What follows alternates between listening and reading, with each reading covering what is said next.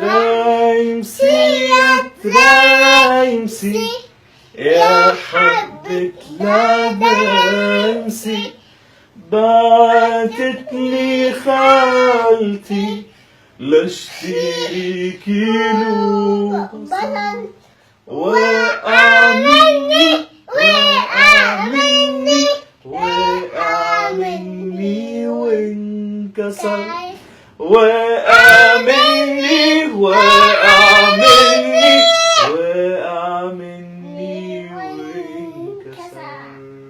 شيليشلك يا عروس شيليشلك يا عروس شيليشلك يا عروس شيليشلك يا عروس شيليشلك شيليشلك شيليشلك شيلي شيلي شيلي قبل ما ياكلها الصوت. التوازن النفسي لا يمكن أن يقوم بالتوازن النفسي للفتاة إلا الأب، لا يمكن.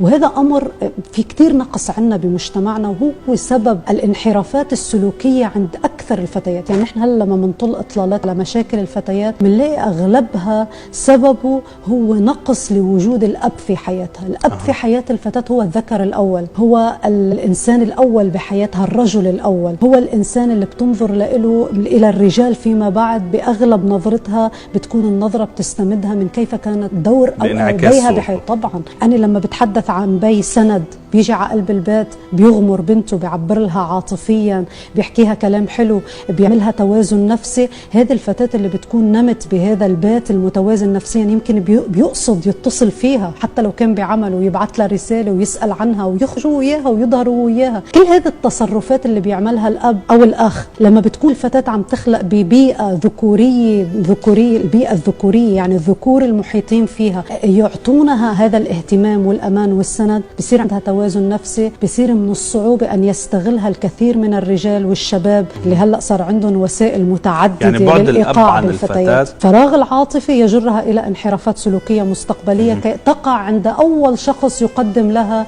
الحنان العاطفي من الرجل أو من الذكر. لذلك الأب هو ميزان التوازن النفسي للفتاة، لكي يكون عندنا فتاة بتاخد سلوكها من الأم، حجابها من الأم، تصرفاتها من الأم، لكن توازنها النفسي، لأن الأم حتعطي العاطفة للكل.